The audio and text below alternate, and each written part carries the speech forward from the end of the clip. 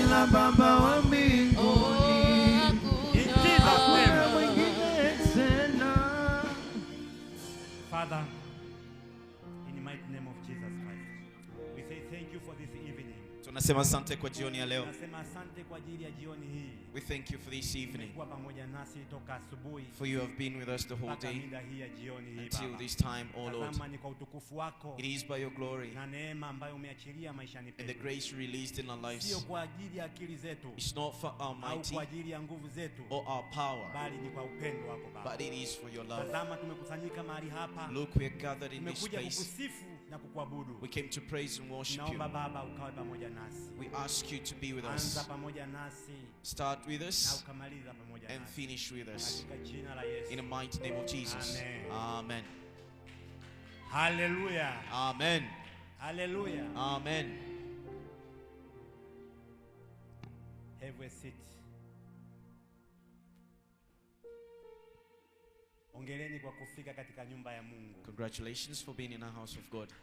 Katika vitu ambavyo sio rahisi, of the things which are not easy, ni pamoja na kufika kwenye nyumba ya Mungu. it is being in the house of God. Nyumba ya Mungu, kuja kufika hapa, reaching this place, lazima kuna vita vingi ambavyo shetani anakupiga. There must be a lot of battles you encounter. Unaweza ukajikuta umeamka asubuhi, you might find yourself waking up in the morning, unajikuta tu hauna hata hamu ya kuja kwenye nyumba ya Mungu. And then automatic you don't feel like coming. Lakini ni kwa nini? Ni kwa sababu. But why? Because kwenye nyumba ya Mungu, in the house of God, ni sehemu ambayo Mungu anatembea mara kwa mara. It's a place where God visits a lot. Ni sehemu ambayo it is a place neema ya Mungu ipo mara kwa mara. Where the grace of God is present often. Ambayo malaika wa Mungu wanaweka. It is the place where the angels of God are meeting every day. Wanakaa kila mara. They meet every day. Na wanajua kabisa wale wa upande wa giza. And the other side knows. Watakapokuruhusu wewe kufika hapa, wherever they allow you to come here, kuna kitu unaenda kukipata. There is something you're going to receive. Kuna point unaenda kuongeza. There's a point you're going to add.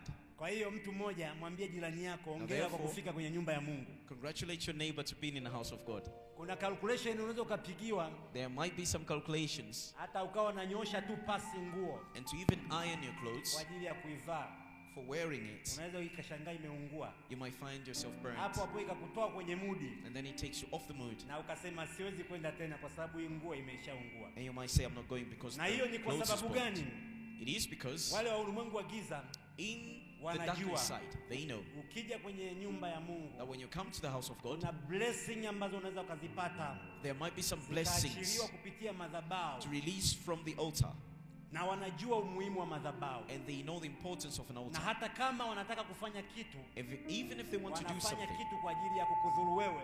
They do it to hurt you. Wanafanya kwa kupitia madhabahu zao. They're doing it through their altars. Ndio maana watu wa Mungu tunaombaga, tunasema kila madhabahu zote. That is why we pray that every altar. Tunasema tunazivunja madhabahu zote zinazopambana na sisi. We break every altar fighting us. Madhabahu ni madhabahu za upande wa giza. Are of the darkness side. Ambazo that are zinakuwa zinapambana nayo. Are fighting us. Kwa hiyo nakwambia mtu wa Mungu, kufika kwetu hapa ni jambo kubwa. For us to be here, it's a very big thing. Mshangilie Yesu. Glorify Jesus. Mshangilie Yesu kwa ushindi huo. Glorify Jesus for such victory. Nashukuru kwanza, leo ni siku ya Alhamisi ya Roho Mtakatifu. I'm thankful because today is the Holy Spirit Thursday. Nzuri, wakati nakuja njiani nilikuwa nafuatilia ibada vizuri kabisa. And when I was coming, I was watching the service live. I enjoy Apostle of God alipokuwa anatupa revelation za Roho Mtakatifu. Nilikuwa ninafurahia mtume wa Mungu alipokuwa anatupa mafunuo ya Roho Mtakatifu. Nilishukuru sana Mungu, nikasema kumbe nyumba yetu tunaendelea kubarikiwa. And I thank God because our house was being blessed. Kikubwa, because the biggest food katika maisha ya leo in today's life ni kuwa na Roho Mtakatifu. Is having the Holy Ghost. Na moja kati ya vitu ambavyo tumeachiwa na Mungu. And amongst the things we're left by God. Yesu wakati anaondoka, when Jesus was leaving, utajiri pekee ambao tumeachiwa, the biggest wealth that we are left with, ambao tunaweza tukaenda sisi kama Wakristo, that we can go as Christians, tukaenda tukajivunia mahali popote, and to be proud of, ni Roho Mtakatifu. Is the Holy Ghost. Sema Roho Mtakatifu. Sema Roho Mtakatifu. Mwambie mwenzako hapo Roho Mtakatifu. Tell your neighbor Holy Ghost. Mwambie Roho Mtakatifu. Roho Mtakatifu. Hakuna zawadi kubwa ambayo tumeachiwa na mbingu. Hakuna zawadi kubwa kama kuachiwa Roho Mtakatifu.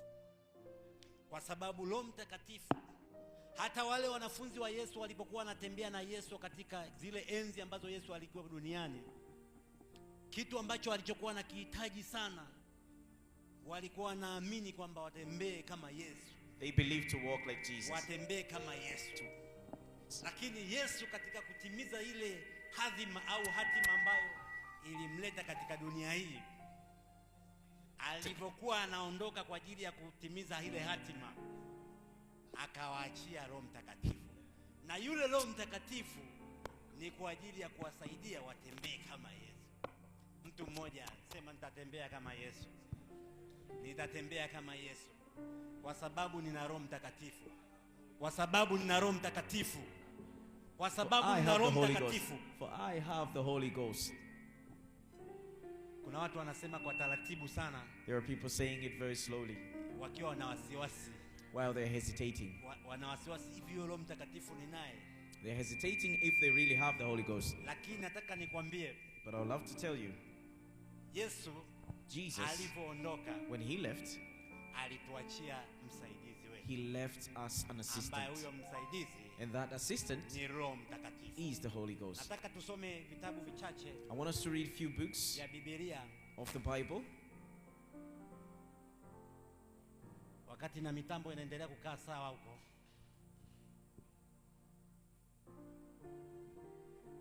Tusome kitabu cha Yohana 14, The book of John 14, mstari ya 16 na 17. 16 and 17.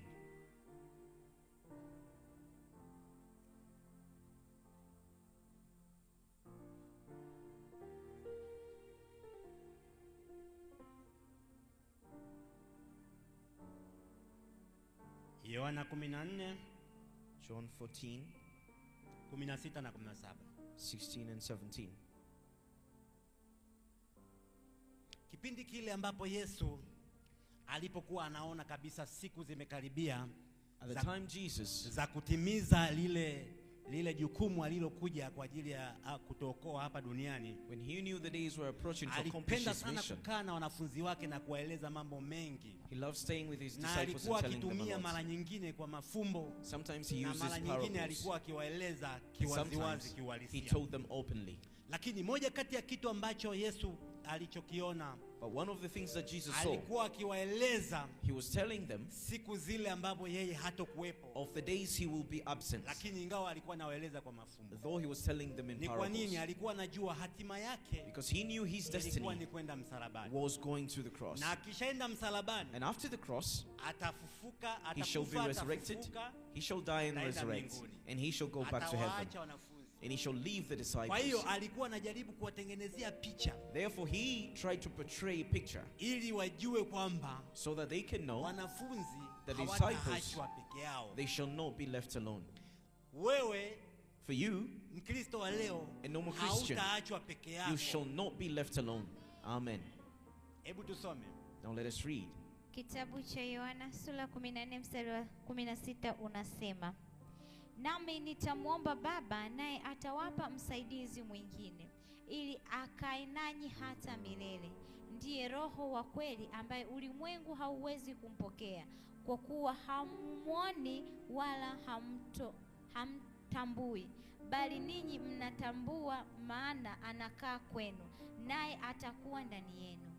naye atakuwa ndani And yenu. he shall dwell within Mtu you. mmoja sema, ninaye Roho Mtakatifu. I have the Holy Ghost. Ninaye Roho Mtakatifu. I have the Holy Ghost. Ninaye Roho Mtakatifu. I have the Holy Seme Ghost. kwa sauti, ninaye Roho Mtakatifu. I have the Holy Ghost. Ninaye Roho Mtakatifu. I have the Holy Ghost. Ninaye Roho Mtakatifu kwa sababu gani? We have him because Kwa sababu Yesu wakati anaondoka, when Jesus was departing, alianza kuwaambia he wanafunzi started telling his kwamba disciples nitawaachia, that I shall leave, nitaongea na Baba I shall speak to the ili Father, awalete nani? so as he can Msaidizi. bring an assistant, Na yeye atakaa ndani yenu and he shall dwell within you milele na milele. forever and Kwa ever. hiyo sasa sisi tuna bahati Now kubwa therefore we sana are very kama lucky. waamini wa Yesu As the Kristo, believers of Christ, tunaye msaidizi ambaye yupo ndani yetu. we have a helper or an Kitu assistant. ambacho hatukifahamu sana What we do not know much kama Wakristo as Christians ni kwamba tunaamini kwamba is because we believe Roho that the Spirit, Mtakatifu ambaye tunaye ndani yetu the Holy Spirit that we labda have ana within us, mipaka. perhaps he has limits. Roho ambaye tunaye The spirit that we have hana limitation. is limitless. Ni Roho wa Mungu. He is the Spirit of God. Roho wa Mungu. A spirit of God. Anaona mahali popote He pale. sees everywhere. Anatenda chochote kile He does pale. everything. Anajua kila kinachoendelea He katika knows maisha yako. everything occurring in your life. That's why Na ndo maana naweza nikakwambia Mkristo mmoja. I might tell you, a Moja Christian, kati ya vitu vinavyoturudisha nyuma sisi kama Wakristo amongst the things that are backsliding ni us, kutokuwa na ufahamu kwamba tunatembea na Roho Mtakatifu. it is lacking of the Ni knowledge vitu that we ambavyo walk with Him. vinaturudisha nyuma sana. That's what backslides us the Lord. Kutokufahamu kwamba unaye Roho Mtakatifu ndani Being yako. unaware that you have the Holy Ndio pale Spirit within you. unamkuta Mkristo mmoja That's where you find a normal akija Christian. When kanisani he comes to church, anajifanya ni mpendwa kweli he kweli. pretends that he's very holy. Anajifanya ni kweli ameokoka kweli He kweli. pretends that he's so saved. Lakini akitoka nje ya But when he kanisa leaves the church, anafanya matendo ambayo sio ya Kristo. he does the sinful Sio acts ya mtu aliyempokea Yesu. that of not of a Ni believer. kwa sababu ya kutokujua It is because of not kwamba knowing tunaye Roho Mtakatifu that we have the Holy ambaye Ghost, alishasema Yesu that Jesus kwamba already said atamwambia Baba that he shall ask the ili Father atupe kama msaidizi. so that he can give Na us an huyo Roho assistant. Mtakatifu And the Holy Ghost alishaachiliwa, yupo ndani had yetu. already released. He Kwa lives hiyo within wewe us. Mkristo, Now you Christian, wewe born again wewe Christian, Mkristo mlokole, mlokole, unavotoka kanisani as you're coming out of church, unaenda nyumbani kwenye engo fulani fulani, going back home to certain ukiwa angle, unaamini hakuna baba wa kiroho anayekuona, believing there's no ukiwa spiritual father unaamini seeing you, hakuna mpendwa yoyote anayekuona, believing there's no friend or seeing hakuna you, Mkristo yeyote anayekuona, no Christian seeing you, ukawa unatenda kinyume na mapenzi ya and Mungu, you're going against the will of ni God, kwa kutokujua kwamba tunaye Roho it Mtakatifu. is by not knowing that we have the Roho Holy Ghost. Mtakatifu yuko ndani The yako. Holy Ghost is within Ukiwa you. chumbani is watching you. As you're in your living room, he watches you. Ukiwa kwenye daladala is watching you. As you're in a daladala, he's watching you. Ukiwa mahali popote is watching you. Wherever you are, Ndio maana anakutizama. nataka nikwambie Mkristo mmoja. That is why I want to tell you Nataka Christians. nikwambie mlokole That is why I mmoja want to tell you the born again. kwamba ukiweza kushinda If you can zile conquer dhambi ambazo all the sins unazozifanya katika kificho, that you do them in secret, ukiweza kushinda if you can conquer them, zile dhambi ambazo unazifanya katika kificho, the sins that you do secretly, utapanda sana katika ulimwengu wa roho. you shall be Utaheshimika promoted in sana the na ranks of the ufalme wa Spirit. Mungu. You shall be honored by the Kwa kingdom of sababu God. gani? Why?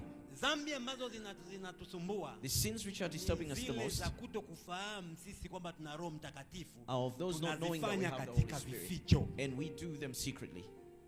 Mtu wa Mungu, tuko pamoja pale? Are we together, people of God? Tuko pamoja pale? Are we together? Pale ambapo unasema kwamba When you say Prophet that, Isaiah baba yangu anioni hapa, Nabii Isaiah does not see me. let me do this, this Ngoja and nifanye this and hiki na this. hiki na hiki. Ndio pale ambapo That is where Roho now Mtakatifu anakucheka the sana. Holy Ghost is laughing at Roho you. Mtakatifu anakushangaa sana. He is shocked by you. Pale ambapo unafanya vitu silini, As you're doing things in ukiwa unaamini secret, kwamba umejificha, believing that you hid yourself. kwamba Apostle Alpha Kwamba sikuone, Mtume Alpha does not see you. ala basuka ya maanderiga talabaya. Nataka nikwambie Mkristo mlokole mmoja, I want to tell you, born again, hiyo ni kitu ambacho watu wengi hawajui, kwamba Roho Mtakatifu tunaye ndani yetu. many people do not know that we have the Holy Ghost Tunapokuwa within us. popote pale, Wherever we are, anatuona He's tunachokifanya, watching everything we do. anatuona He tunachokifanya. watches everything we Unapokuwa kwenye do. masikitiko, As you're in a sorrow, unapokuwa kwenye mipango yoyote as ile, you're in any kind of plans, Roho yupo na the wewe. Holy Ghost is with you. Sasa leo tumepata bahati ya kupata Alhamisi nzuri So today we are lucky to ya have a Roho very beautiful Mtakatifu. Thursday of the Holy Tena ni Spirit. Alhamisi ambayo inaambatana na majilio ya Pasaka. And it's the Thursday nearly Easter. Mwambie shetani nakataa katika jina la Yesu. Tell Lucifer, I decline it in the mighty Dhambi name of zote za Jesus. kificho, All the secret dhambi zote za sins, kificho, all those hidden sins. kwa kuwa nimejua For I already know nina Roho Mtakatifu, that I have the Holy yeye Ghost. ambaye anaona sirini, He who sees in yeye secret, anayeona sirini, he who sees in nazikataa secret, katika jina la Yesu. I reject them in the mighty name of Nazikataa katika Jesus. jina la I Yesu. decline them in the mighty name of Mtu wa Jesus. Mungu, Man of God. hiyo ndio kitu ambacho kinaturudisha nyuma sana. That's what backslides us the Na most. usije ukafikiri mlokole mmoja atapata changamoto sana akijua tu kwamba kutoenda kanisani ni dhambi. And do not think that a born again will see that going to church is not Atapata sin. changamoto ni kutokujua kwamba ninaye Roho Mtakatifu. He shall have a Na challenge chochote unknowingly ninachokifanya Roho wa Mungu yuko na mimi. that wherever he does, the Holy Ghost is with him. Simkomoi mtu yoyote, ila najikomoa mimi I'm not doing it for na anyone hatima else, yangu but it's for me and my ya destiny kuenda kuona uzima wa milele. of going to see the everlasting Kwa life. hiyo mtu wa Mungu, So man of God, nataka nikwambie siku ya I leo want to tell you today kwamba Roho Mtakatifu, that the Holy Ghost, yule msaidizi tunayotulia aliyesema Yesu kwamba atamuomba Baba, the helper that Jesus spoke of, tunaye we have him. We kwa dwell sababu with him. Yesu For Jesus, alivyokwisha kupaa when he departs, na Roho Mtakatifu the Holy Ghost alikuja came to fill us. in Jesus name. Katika jina la Yesu. Roho Mtakatifu The Holy Ghost, anatusaidia kwenye madhaifu yetu. he helps us in all our weaknesses. Tunaweza tukasoma kitabu cha Warumi 8 Let us read the book of Romans angalia 8, 26 na mpaka 27. 26 to 27. Anatusaidia kwenye madhaifu yetu. He helps us in all our weaknesses and shortfalls. Pamoja na kwamba Despite that, tunajifanya sometime we don't know, kuna wakati tunajifanya hatujui kwamba tunaye Roho Mtakatifu, that he dwells within us. lakini mtu wa Mungu, nataka nikwambie, But man of God, I want to tell you, Roho Mtakatifu ni msaidizi wetu the Holy Ghost is our helper. na anatusaidia kwenye madhaifu yetu. And he helps us in our Anatusaidia weaknesses. sana sana sana. He helps us a lot. Kwa sisi wenyewe binafsi For us personally, hatuwezi, we cannot. na ndio maana Yesu And that is why Jesus alijua kabisa knew that kutembea katika zile njia alizokuwa anatembea yeye akiwa duniani. walking in the ways that he Petro walks, hautaweza, Peter, you could not. wewe Mathayo hutaweza, Matthew, you could not. lakini But msaidizi atakayemwambia Baba atakapokuja, a helper that I will ask the Father when he atawasaidia comes, mtembee. he shall help you to walk in the Anajua right sisi ways. ni binadamu, He knows we're anajua humans. sisi tuna madhaifu He mengi, knows we're weak. ndio maana And akasema that is kwamba why nitamwambia Baba he asked the Father ili aje awate so msaidizi he wetu. can bring you a helper. Tusome hiyo mstari Biblia. Now let us read the Bible. Kitabu cha Warumi sura ya 8 mstari wa 16 unasema, Roho mwenyewe hushuhudia pamoja na roho zetu ya kuwa sisi tu watoto wa Mungu, na kama tu watoto basi tu warithi. Hiyo ni nini? Warumi 8:16. Okay, 8:26. 26 na 27. 26 and 27.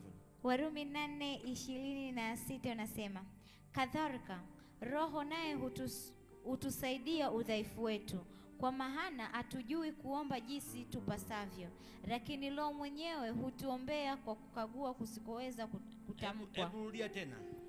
Kadhalika Roho naye hutusaidia udhaifu wetu. Roho naye hutusaidia udhaifu wetu. The Yes. Spirit helps in our Binadamu weaknesses. tuna madhaifu mengi. We have a lot of weaknesses. Udhaifu wetu ni upi anaoongelea? What's the Tuna weakness madhaifu that he's mengi. speaking of? We have Na many. madhaifu hayo, And these kwa weaknesses, sisi wenyewe tukisema tusimame, for us alone to stand, hatuwezi. we cannot. Tuna madhaifu mengi. We have a lot of That's weaknesses. why Na ndo maana, kila wakati inabidi kuomba rehema kwa Mungu. every time we must pray Kila for wakati inabidi repentance. kutubu kwa Every Mungu. time we must Kwa repent. sababu binadamu For the human beings, hatujakamilika. we are not perfect. Aliyekamilika ni Mungu peke yake. The only perfect one is God. Sijui tunaelewana pale watu wa Do Mungu. we understand each other? Aliyekamilika ni Mungu peke yake. The only perfect one is God. Wanadamu tuna madhaifu mengi. Human beings have a lot of weaknesses.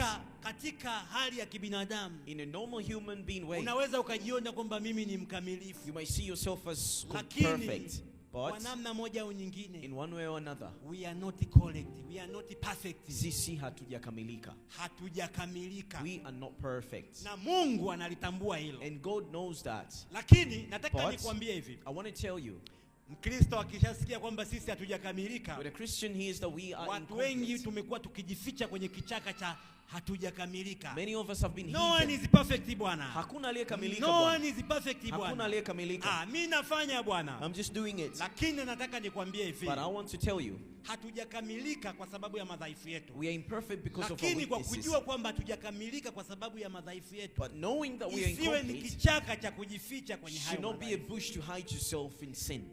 Nataka nikukumbushe, I want to remind Roho you, wa Mungu is watching you, the Spirit of kwa God is sababu watching you. unatembea naye. For you are walking Kwa with hiyo him. usije ukajificha So do kwenye not hide kichaka cha yourself kwamba hatujakamilika. in a bush that of incompleteness. Aliye mkamilifu, unaweza kukuta Mkristo mmoja hivi anafanya vitu alafu anakuambia A Christian might say, aliye mkamilifu ni Mungu Bwana. only the perfect one is God. Tuendelee. Now let us keep on. Aliye mkamilifu ni Mungu tu. Watch out.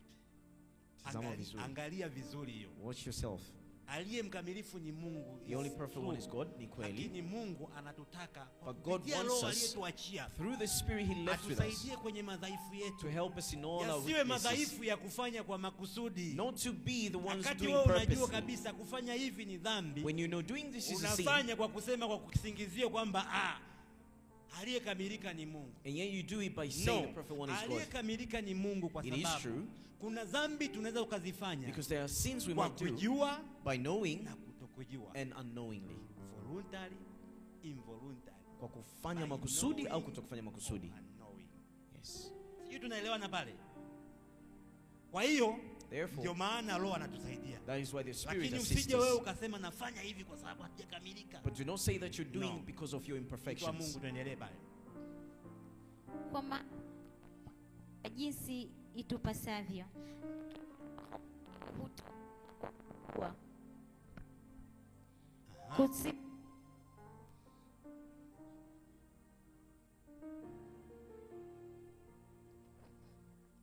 Inasemaje?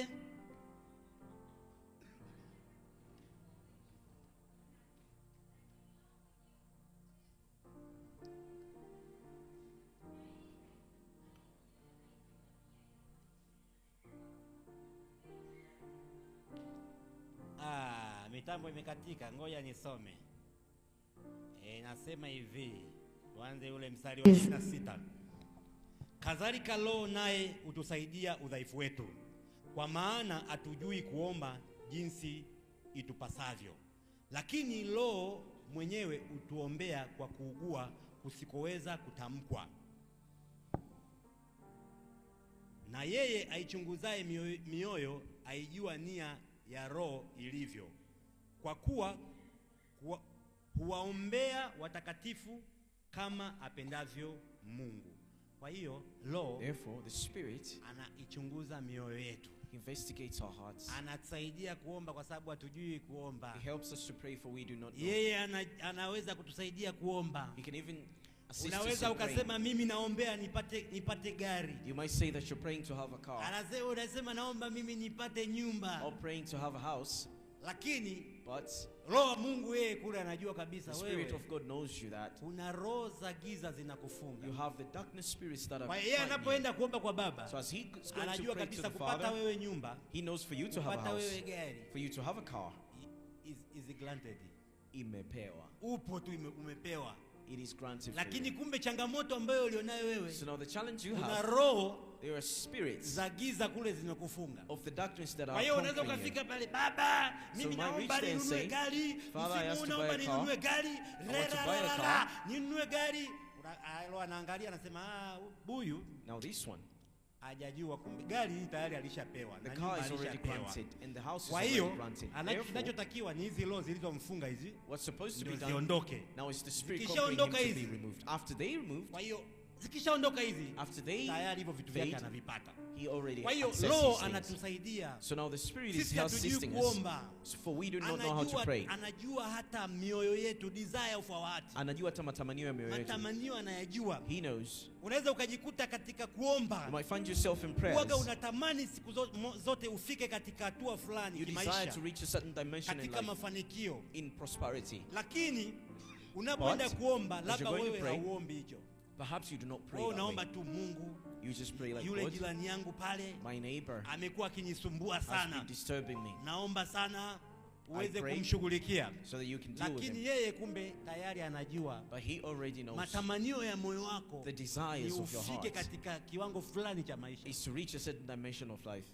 Unaweza ukawa kila siku ni kuomba, tunapigana na wachawi tu. You might be fighting Wachawi witches wote every day mimi wanaokuja kwenye nyumba yangu that na are coming to my wapiga. house. Lakini kumbe Roho wa Mungu But the Spirit of God anajua desire of your heart. anajua matamanio ya moyo Anajua wako. matamanio yako He knows your ni wewe desires kufika katika level fulani. is for you to reach a certain dimension. Sijui mmenielewa pale? Do you understand? Mmenielewa pale? Ndio pale Roho wa Mungu anaweza akakuuliza, That is why the akakupa Spirit of God prophetic can ask you. buffet, Anaweza kukupa buffet ya kinabii. Ase nikuombe nini? What can I pray for you? Unaweza ukajikuta umechanganyikiwa. You might find yourself confused. Unasema bwana mimi sasa And say like, right, me right now, nataka unipe I want you to give me kile ulichonacho. what you have. Sasa anakuuliza ni kitu gani? So now he asks you, what is You that? don't know yourself. Na haujui hata wewe mwenyewe. Lakini kumbe katika maisha yako But you might find in your life kuna vitu ambavyo vinakupa changamoto kila siku. there are things giving you challenges Roho wa every day. Mungu Now the Spirit of God, unapoenda kuomba, as you're going to yeye pray, anasimama he stands kwa Baba anasema to the msaidie Father and hiki na say, hiki na hiki. help him in this Kwa way hiyo and this bila Roho wa way. Mungu, Now without the Spirit watu of wa God, Mungu, people of God, tutafeli katika vitu we vingi. shall fail in many things. Tutafeli katika vitu We vingi. shall fail in many Na things. shetani anapambana sana And the devil fights a kwa lot. wewe Mkristo ambaye umejua kwamba kuna Roho wa For Mungu. a normal Christian who knows about the Holy Spirit, Furuge to mess you up uweze kumkufuru Roho wa Mungu. so that you can Maana disrespect him. anajua kabisa For he knows, utakapomkufuru Roho wa Mungu as you do that, hautasamehewa. you shall never be forgiven. Nani anajua hiyo? Who knows that? Nani anajua hiyo? Who knows that? Kwa hiyo shetani anaweza kuanza kukuvuruga vuruga tu. Therefore, Lucifer knows Uweze and he messes you kumkufuru up Roho wa Mungu. so that you Kwa hiyo can disobey. intention yake Lengo ni lake, kwamba ameshajua he kabisa knows already hii nafsi ipo kwa that Mungu. this soul is of God. Ndio pale unaenda kufanya kitu And ukiwa that's when you unajua. do something when you know, Unajua kabisa hii Roho wa Mungu hapa hapendi. knowingly that the Lakini Spirit unaenda of God does unafanya not approve, makusudi. and yet you do it Ni kwa purposely. sababu gani? Why? Wale wa ulimwengu wa giza In the realm of the hawana ndoano darkness, nyingine ya kuweza kumtoa Mkristo aliyekaa ambaye amejua Roho wa Mungu they don't have another hope to zaidi ya take a Christian kumtoa kwenye makusudi ya kujua umuhimu wa Roho Mtakatifu. than to take him in the ambaye purpose of Mungu knowing the Holy ametuachia. Spirit that God has left for him. Kwa hiyo tunaye msaidizi. So we have a helper. Kama tunaye So msaidizi, if we have a helper, je, tunashindwa wapi? so where do we fail? When we say victory is must, Tunaposema ushindi ni lazima, tunajua Roho wa Mungu yuko pamoja we nasi. know the Spirit of God is with us. Tunajua Roho wa Mungu yuko pamoja We nasi. know the Spirit of God is with Roho wa us. Mungu, The Spirit of nataka God, nikwambie mtu mmoja, I want to tell you one person. hata unapokuwa kwenye makanisa mbalimbali, Even if you are in other churches, unasema Bwana, mimi you say that nataka niongee na viwa. Unavyosema mimi as you're saying that, nasali kwenye kanisa hili I'm worshiping at a certain na church, mtu fulani mwingine nasali kwenye kanisa and hili, another one in another church, lakini nataka nikwambie wewe but I unayetufuatilia, want to tell you, our viewer, hata kwenye huduma za kiroho, even in the spiritual ministries, katika makanisa, in churches, huduma za kiroho, in a spiritual the only ministries, thing to know kitu pekee cha kujua kwamba hapa kuna Mungu that there is God ni Roho wa Mungu. is the Spirit of God. Ni Roho wa presence. Mungu. It is the presence Kama of the kanisa Spirit of hilo God. linaongozwa kwa Roho wa Mungu, If that church is led by the Spirit of God, ng'ang'ania mtu wa Mungu, hold on there. ng'ang'ania. Hold on Na there. nataka nikuthibitishie kwamba And I want to prove to you Heaven that Portal Ministry International Heaven Portal Ministries ni moja International kati ya huduma is one of the ministries ambayo Roho wa Mungu anatembea that the sana. Spirit of God Roho wa dwells a lot. Mungu anaongoza That the sana. Spirit of God is leading us. Haihitaji kuambiwa kwamba nabii so and so It doesn't need for you to be told that a certain prophet anatumia nguvu za giza. is using the power of Apostle so and darkness. so anatumia Mtume nguvu za fulani giza. fulani anatumia nguvu za giza. Haihitaji hata kutafuta elimu ya chuo kikuu. It doesn't even need a university Ni Roho wa education. Mungu. It is just the Spirit of Roho wa God. Mungu, The Spirit of God, hata wakina Yohana Mbatizaji even John the wakati Baptist, wanakuja katika dunia hii, when they were coming to this Roho wa world, Mungu the Spirit of God, alianza, Roho Mtakatifu alianza kuingia kwenye tumbo la the Holy Ghost started entering their mother's kwa womb. sababu walijua kabisa kuna huduma wanayoenda For they kuifanya. know that you're coming with a ministry. Mariamu Mary, alipata mimba ile kwa conceived uwezo wa Roho by the Mtakatifu, ability of the Holy Ghost. kwa sababu kitu kinachoenda kuzaliwa Because the creature that kinaenda was going to kufanya be born huduma ya kiungu. is going to have a Kwa hiyo ministry, hata a kwenye godly huduma ya ministry. kanisa, That whatever, even in the ministry of make church, sure kuna Roho wa Mungu. hakikisha there is a Spirit Roho of wa God. Mungu anatembea. The Spirit of God is Roho wa walking. Mungu The anaongoza. Spirit of God is leading. Mtu wa Mungu, Man of God, nataka nikwambie, I want to tell you, haihitaji tafsiri ya mtu akupe habari ya kutadithie it doesn't need kwamba for bwana a sehemu person to fulani sio define pazuri. that there are certain places Ila not Roho good. wa Mungu But the Spirit of God anaweza kukuambia. can even whisper to you and tell you. Anaweza kufanyaje? He can tell you. Kukuambia. Yesu mwenyewe Jesus pamoja na himself. pamoja na kwamba alivyozaliwa katika katika ule mwili wa kibinadamu, Despite he was born in a flesh of a alipokuja human, kubatizwa na Yohana when pale he came to be baptized by John Yordani pale, Roho wa Mungu alishuka. The Spirit of God came Kwa down. sababu hakuna huduma ambayo utaenda kufanya bila Roho wa Mungu. Because there is no ministry without the Spirit of God. Because the Spirit of the living God, Kwa hiyo Roho ya Mungu aliye hai, Roho takatifu, the Holy Spirit ni roho ambayo is the Spirit that inaongoza huduma zote. leads all the ministries. Inaongoza huduma zote. Leads all the ministries. Inaongoza huduma zote. Leads all the Wewe ministries. una huduma gani kwako? What ministry do you have? Umebeba huduma What are gani? you carrying? Hebu itafakari hiyo huduma yako. Now meditate on that and Je, think kuna of it. roho wa Mungu? Is there a Spirit of God within Kuna roho wa it? Mungu? Is there a Spirit of Kwa God hiyo within it? kuanzia leo Now from today, tambua kwamba remember that huduma yoyote ya kiungu any godly haiwezi ministry kuwa huduma sahihi cannot be a right ministry kama hakuna Roho Mtakatifu. without the Holy Ghost.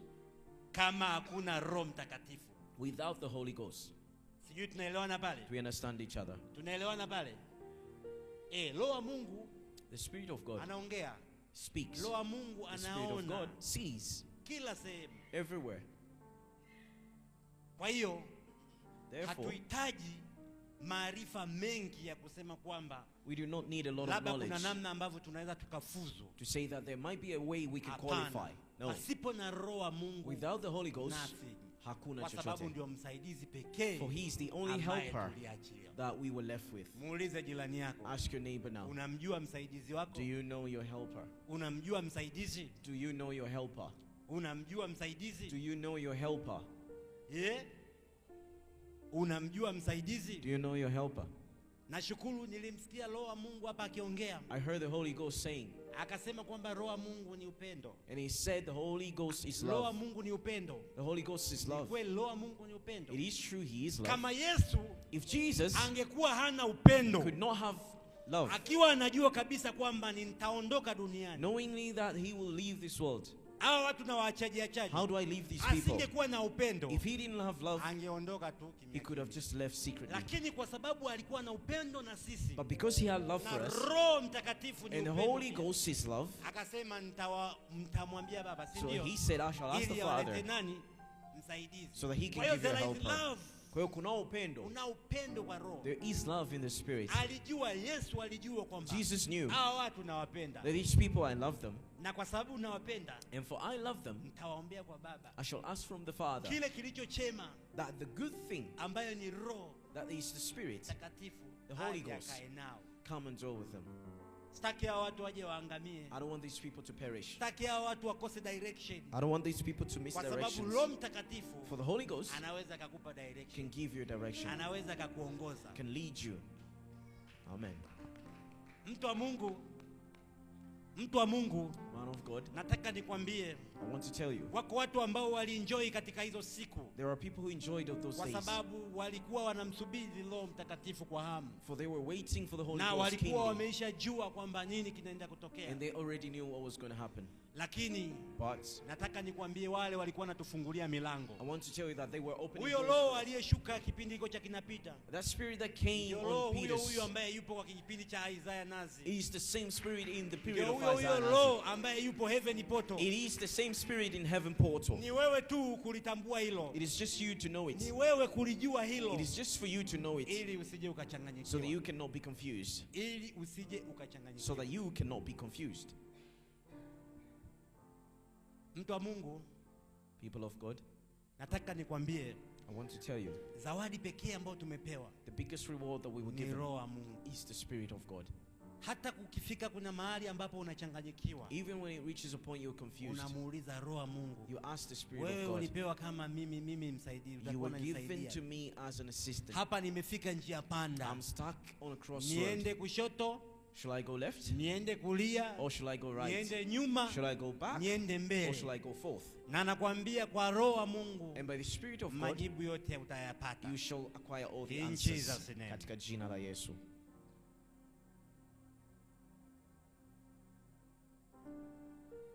Lakini Roho wa Mungu anawasiliana na sisi. Tuangalie Matendo ya Mitume 13 Let us look at the Acts 13, mstari wa kwanza pale verse 1 mpaka wa 4. to 4. Roho wa Mungu ana communicate na sisi. The Spirit of God is communicating with us. Ana communicate na sisi. Anawasiliana na Ni sisi. vile tu hatujui kwamba Roho wa Mungu ana communicate na sisi. It's just that we do not know. Lakini But, na nataka nikwambie, and I want to tell you, Unapoyajua maarifa ya Mungu, As you know the knowledge of ndipo God, Mungu anaendelea kutenda na wewe kazi. that is when God Kutokana operates na with you maarifa yako. for the knowledge that you have. Mungu hawezi kukupa kitu ambacho kiko beyond kikakuumiza zaidi. Mungu hawezi kukupa kitu ambacho kiko juu zaidi Atakufunulia yako. mafunuo yako He shall open your kutokana visions na kiwango chako cha according to your dimension ufahamu wa maelezo. of knowledge. Lakini Roho Mungu ndio anayetupa direction. But the Spirit of God is the one Mimi giving us nikishajua direction. kwamba ninaye Roho wa Mungu, When I already know that I ninaye have the Roho Spirit of God, Mtakatifu, that I have the Holy Ghost, nikishajua when hivyo, I already know, kupata mafunuo, having visions kupata maelekezo and having kwangu directions, ni rahisi, for me it kwa sababu becomes tayari easy. nimeishajua For I kwamba already know ninaye Roho Mtakatifu that I have the ambaye Holy ni Ghost. msaidizi. That is a Kwa helper. hiyo the limitation of getting godly things Kwa hiyo vizuizi vya kupata vitu vya Mungu is a knowledge. ni maarifa. Ndio maana anasema watu wangu wanaangamia kukosa maarifa. That's why he says his people are perishing for lack of Ukiwa knowledge. unapata knowledge zaidi, Ukiwa unapata maarifa zaidi, ukiwa unakuja kwa nyumba ya Mungu, when you come to the house of na God, prophet wa Mungu, prophet Isaiah anakupa and the knowledge, prophet of God, prophet Isaiah, gives you the unavyo knowledge, expand ile knowledge, unavyotanua hayo na maarifa, Mungu ndo anazidi kukutumia, That's how na anaweza God kukuonyesha mambo kutokana na operates maarifa ambayo unayo. and shows you things according to the knowledge you have. Sijui mtu wa Mungu umenipata pale, Do you understand me, man of kwamba God? knowledge unayoipata That the maarifa ulionayo, inapokuwa kubwa zaidi, when they go higher, na Mungu anakutumia hapo zaidi na zaidi, that's how God kwa uses sababu you. hawezi kukutumia kitu ambacho hauna. For he cannot use what you Wewe don't have. Musa, Moses, siwezi nikakwambia I cannot tell you sukuma mwamba huu, to hit the rock. nitakwambia I shall tell you, kutumia fimbo kwa sababu to ndio use unayo your stick. umeshika mkononi. For that's what you have in your hand. Siwezi kukwambia I cannot tell you, piga teke bahari, hit na the sea. hapana, No. sikwambii hivyo, I'm not telling kwa you that. sababu unajua una fimbo hiyo, Because I know you have a hiyo stick. fimbo uliyoishika The hiyo, same stick you're haya holding. piga. Now hit the sea. Kwa hiyo na Roho wa Mungu ni So mtu the Spirit mmoja of God akuongoze zaidi, uweze kujua maarifa ya to lead Mungu, you so that you can know the uweze knowledges of kujua God, maarifa ya Mungu, to know the aweze knowledges of kutumia God, zaidi na zaidi, so that he can kwa use you more sababu and more. yeye For he anawasiliana na sisi. communicates with us. Roho wa Mungu anawasiliana na The sisi. Spirit of God Ndio communicates maana with hata us. unamsikia nabii ana prophesy, That's why you hear the prophet anapata prophesy. usikivu wa Roho wa Mungu. He hears from the Spirit of Roho wa God. Mungu The Spirit of God, anavyomwambia as he tells ndio him, anakuambia hasa wewe. that's what he tells you. Sijui mtu wa Mungu uko pamoja na. Do you understand me? Aha, soma.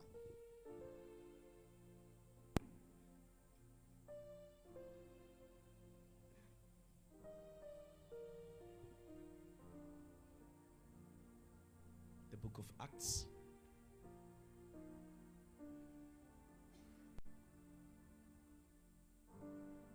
(13:1).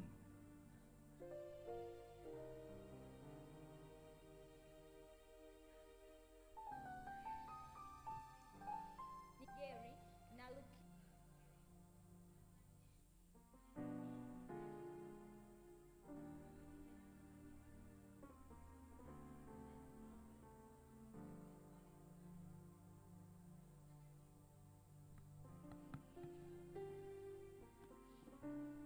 Hebu mstari wa pili unasemaje? Mstari wa pili.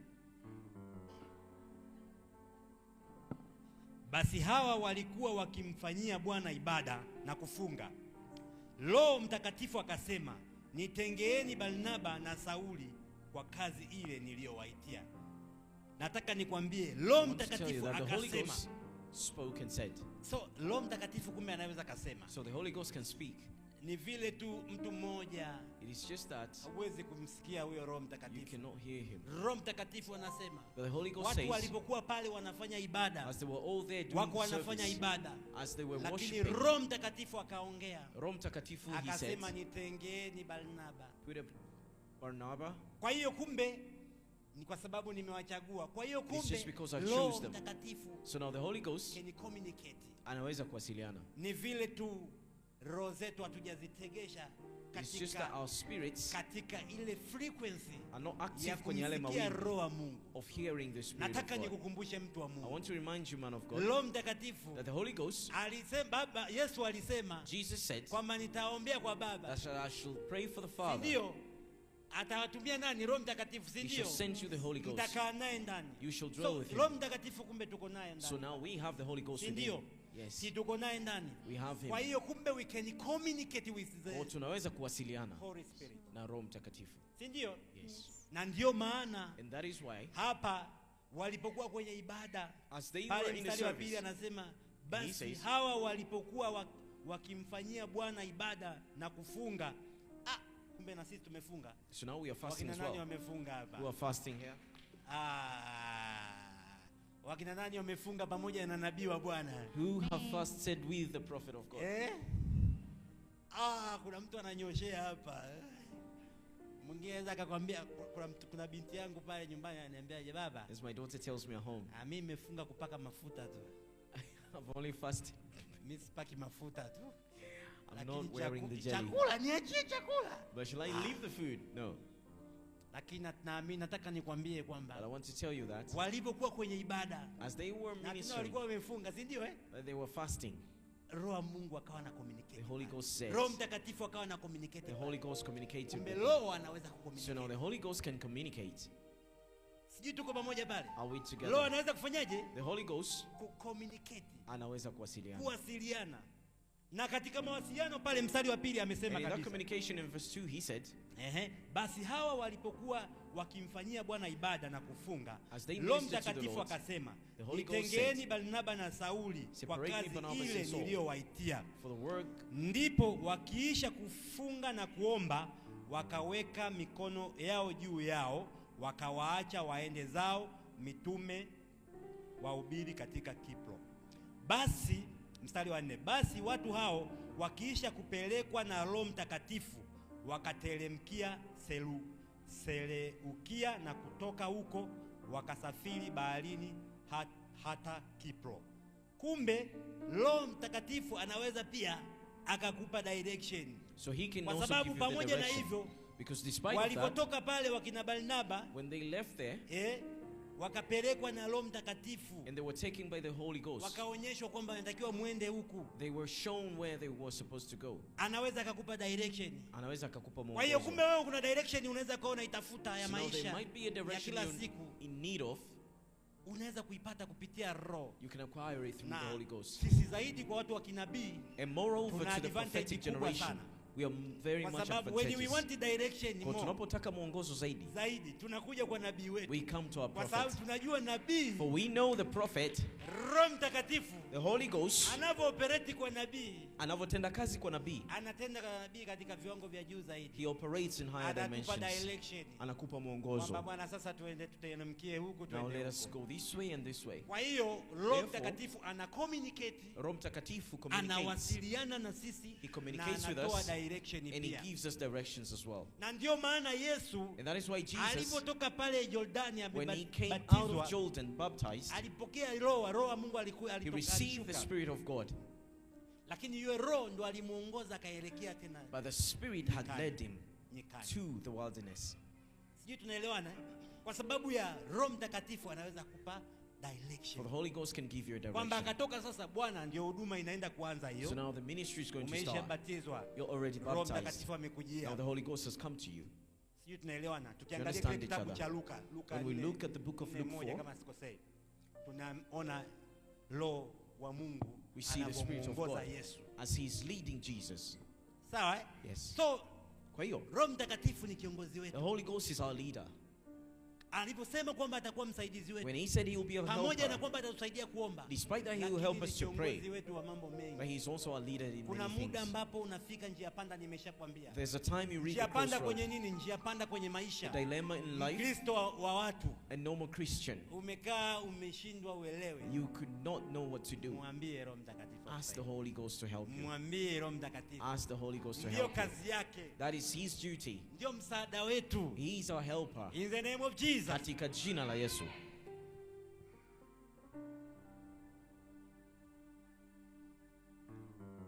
Roho Mtakatifu, The Holy Ghost, nilimsikia Roho wa Mungu hapa akihubiri hapa kupitia apostle. I heard the Spirit of God Akasema preaching kwamba through Roho the apostle. Mtakatifu anashuhudia. And he said the Holy Ghost Anashuhudia nini? testifies. What does he testify? Anashuhudia nini? What does he testify? Anashuhudia zile kazi ambazo Yesu alizitenda. He testifies the work that Jesus did. Sijui tunaelewana hiyo?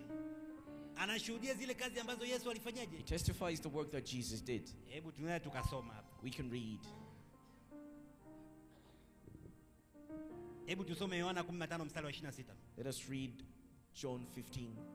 Unajua Yesu You know, Jesus, kazi nyingi amezitenda. he did a lot of work. Na kitu ambacho nataka niwaambie, And what I want to tell you, Yesu alikuwa ni wise sana. Yesu alikuwa na hekima sana. Na Yesu ile dhana ya uungu, And the godly ability, ile dhana ya uungu and that godly ability, alikuwa akielezea he was kipindi explaining akiwa it duniani when he was in the earth kimafumbo sana. in too much parables. Lakini But ilikuwa inafika mahali it reached a point anawaeleza wale wanafunzi he was wake telling his disciples, friendly, kirafiki, ambapo anawaeleza kiuwazi. that he told them all bigly. Kuna kipindi ambapo wanafunzi wake walifikia walikuwa wanamuuliza maswali. There was a time they were asking him Wakina questions. Filipo walikuwa wanamuuliza, Philip asked him, wanamwambia they told him, hawaamini kwamba anaposema kwamba Mungu Baba na mimi when he says wote God ni the kitu Father and I kimoja, are one,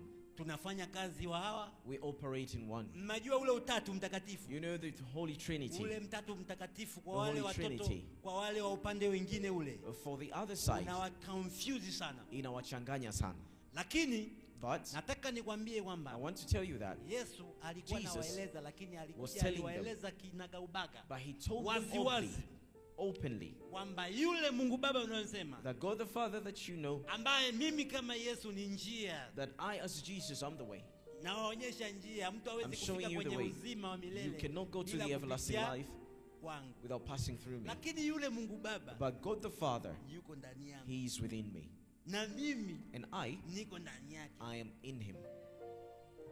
Sijui mtu unaelewa pale? Do you understand? Ndio maana tunasema Mungu tunaye huyu, That is why we say we have one God. tunaye Mungu huyu, We only have one God. lakini anaoperate katika ofisi ngapi? Lakini anatenda kazi katika ofisi Ofisi tatu. ngapi? Ofisi tatu. Kwa hiyo ilipelekea walikuwa sometimes hadi wanafunzi wakina Tomaso wanamuuliza, Thomas was asking. wanapata shauku. They had a desire. Anatuambia habari ya Baba, He tells us about the Father. lakini yale But matendo mengi aliyokuwa anayatenda all the duniani acts he was doing in this world ni matendo ya kiungu. was a godly acts. Na Roho Mtakatifu ambaye alituachia And the Holy Ghost he left to us amekuja anashuhudia. has come to testify. Ukiwa na roho ya Mungu, If you have the Spirit of when God, you speak healing, unapoongea uponyaji, roho wa Mungu, Roho Mtakatifu yuko the na Holy wewe. Ghost is with you. Na gift of healing iko na wewe. Na Hizo karama ya zote ni uponyaji iko karama ambazo nawe. zinatolewa na Roho. They're all the gifts given by the Spirit. Unaposema kwamba receive your healing, Unaposema pokea na uponyaji mtu wako anapokea and someone uponyaji, receives it, hayo ndo matendo ya Mungu ambayo Roho those are the acts of God anayashuhudia. that the Spirit is testifying. Sijui mtu wa Mungu naelewa. Hayo ndio matendo ambayo Roho anafanyaje? Those are the acts that Anayashuhudia. the Hebu Spirit tusome is hiko testifying. kitabu. Kitabu cha Yohana sura ya 15 mstari wa 16 unasema, mstari wa 26 unasema, lakini ajapo huyu msaidizi nitakayewapelekea kutoka kwa Baba, huyo Roho wa kweli atokaye kwa Baba, yeye atanishuhudia. Nanyi pia mnanishuhudia, kwa kuwa tangu mwanzo mmekuwapo pamoja nami.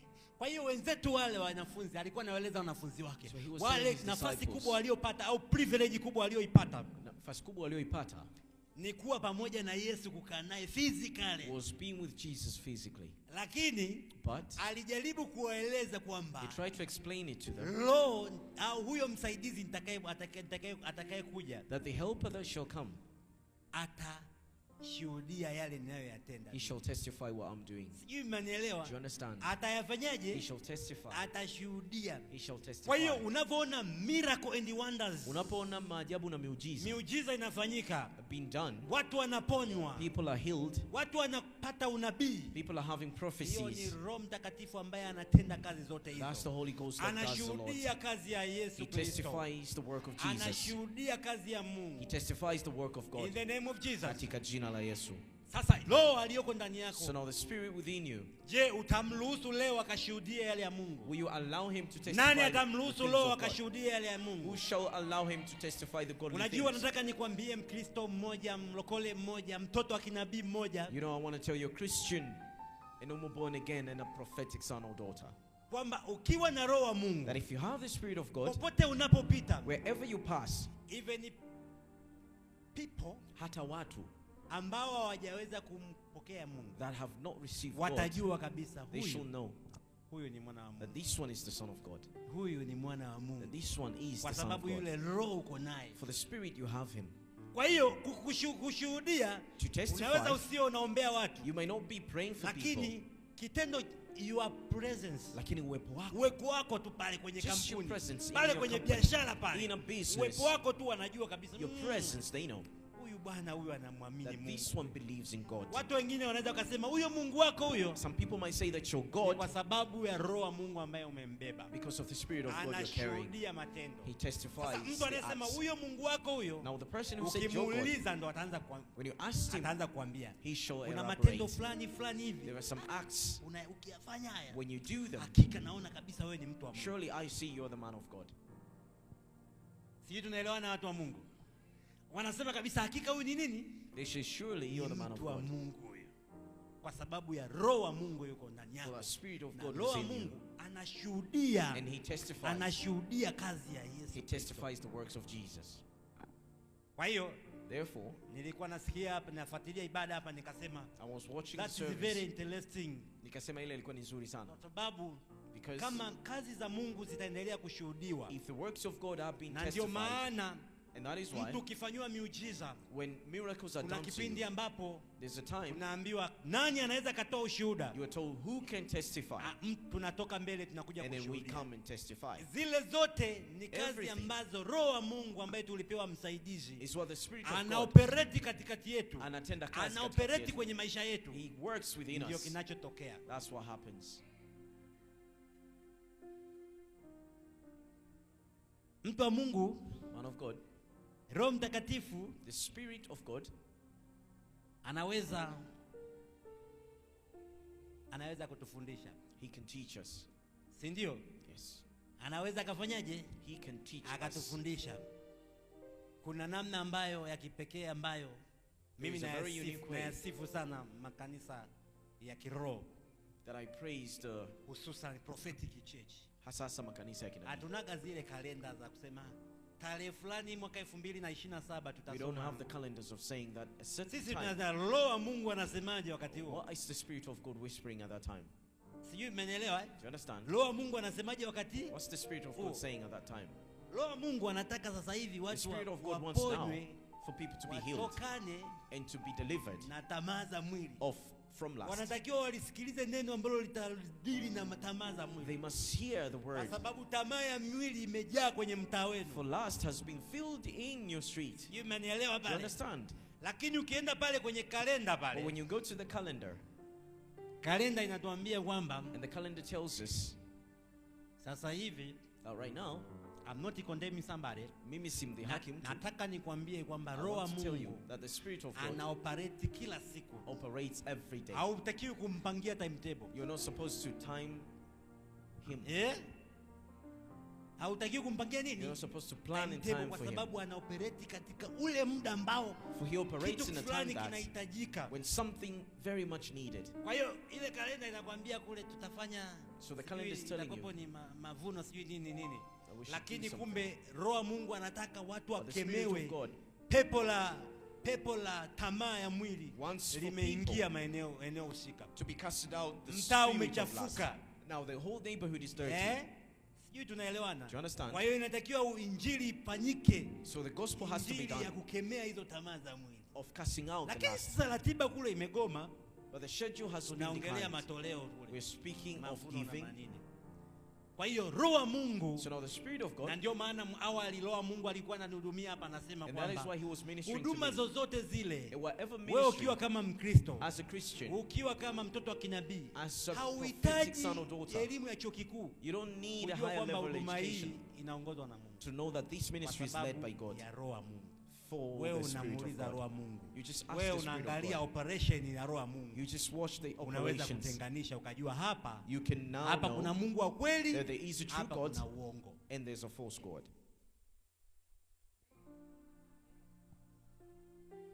Kwa hiyo Therefore, mtu wa Mungu, man of God, Roho inafundisha, lakini pia kuna upendo katika Roho. the Spirit teaches and there is Kuna also upendo love katika Roho wa Mungu. in the Spirit of God. Sijui tunaelewana To pale? understand each other. Usije ukapata kuona hata zile karama zinazotolewa kwa uwezo wa Roho. Even the gifts that are provided by the Kama Spirit, hakuna upendo, if there's no mtu wa love, Mungu hapa alielezea vizuri. man of God Kama explained hakuna here, upendo, if there is no love, nothing. hakuna kitu, Nothing. ni bure. Tusome kitabu cha Nehemia 9.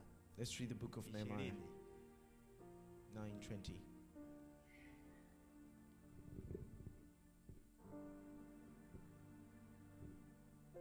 Kwa hiyo kwenye Roho Mtakatifu sisi So the tuna Holy Ghost- Alhamisi nzuri sana. We have a very beautiful Tena Thursday, Alhamisi ya leo ni nzuri kwa sababu and it's good because imeambatana kabisa na yale siku ambazo tulikuwa tunafanya ukumbukizi it's going to the za seasons that we kifo were cha Yesu remembering Kristo. the death of Jesus Christ. Kwa hiyo ni Alhamisi nzuri sana. So it's a very beautiful one.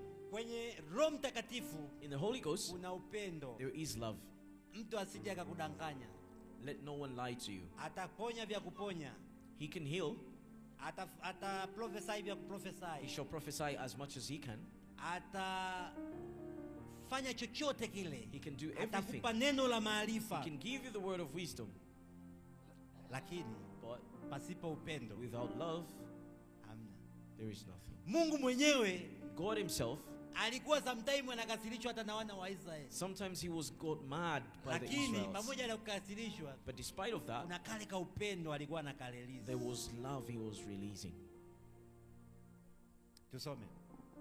Kitabu cha Nehemia 9 mstari wa 20 unasema, ukawapa roho yako mwema ili kuwaelimisha, wala hukuwanyima maana vinywani mwao, tena ukawapa maji kwa ajili ya kiu yao. Umeona roho ya Mungu ilivyokuwa na upendo? Now you see how the Spirit of God has love. Unaweza ukarudia tena, mtu wa Mungu? Ukawapa na roho yako mwema ili kuwaelimisha. Ukawapa na roho wako Mwema ili kuwaelimisha. ndio roho hiyo Mtakatifu, ndio huyo roho wa Mungu. That is the Spirit of God. Ndio aliwapa He was given. ili kuwafanyeje? Kuwaelimisha. Kuwaelimisha. Ndio maana nikawa nawaambia Roho That is why I Mtakatifu, was telling you, ukimpokea Roho Mtakatifu, If you receive the Holy you Ghost, receive the spirit of the living God. unapokea roho ya Mungu aliye hai. Ukiwa na hiyo roho, If you have that Spirit, utafundishwa, atakuelekeza, you shall be taught. atakupa knowledge. Atakupa Ni maarifa. mwingi wa maarifa. Is full of Lakini wale knowledge. watu kule kwenye jangwa kule, But the people at the wakiwa desert, wanatoka Misri, as they were coming from walifanya Egypt, mambo mengi yalikuwa yakimchukiza Mungu. they did a lot of mistakes. Lakini bado But yet, kuna kipindi aliwapa nguzo ya malaika, alikuwa anatembea wakati wa there was a usiku. time an angel Anawaka was moto, walking, nguzo ya moto lighting inatembea. fire at Mchana night. kulikuwa kuna wingu linafunika. When it was too sunny, there was Ni a crowd malaika wale, covering them. malaika anakuja anakaa kama wingu. Those were the angels staying as a crowd. Sijui tunaelewana Do you pale? understand each other? Anaziba ili wasipate jua, He maana jua covers them kali from the lile heat. linaziba. Kwa He hiyo covers the wanatembea heat. kwa comfortable. So they were working There is comfortably. love. Kuna upendo. Na bado akawapa roho ambaye anafundisha. And yet he gave them the Spirit that was teaching. Alikuwa anawaelekeza. He was instructing them. Moses alikuwa akienda akichukua taarifa kwa Mungu, Moses was taking an information from God. akiwaletea wale watu. When he brought to them, The spirit of the living God roho ya Mungu aliye ndio hai alikuwa anatembea kutoa knowledge hiyo. was the one walking, providing the There is knowledge. no way Moses kwa mawazo yake na akili yake watu wakamuelewa. There was no way for There people is to understand no way Moses. prophet Isaiah Nazi kwa mawazo yake. There is no way for our Tukamuelewa. prophet to be understood. Kuna roho wa Mungu There is a Spirit of ambaye God anatembea kule. that walks in there. Kwa hiyo wale watu Therefore, pamoja these na people- kufuru na nini, lakini Mungu alikuwa anawapenda. Aliwapa maji. He loved them. He gave them Walikuwa water wanahitaji maji.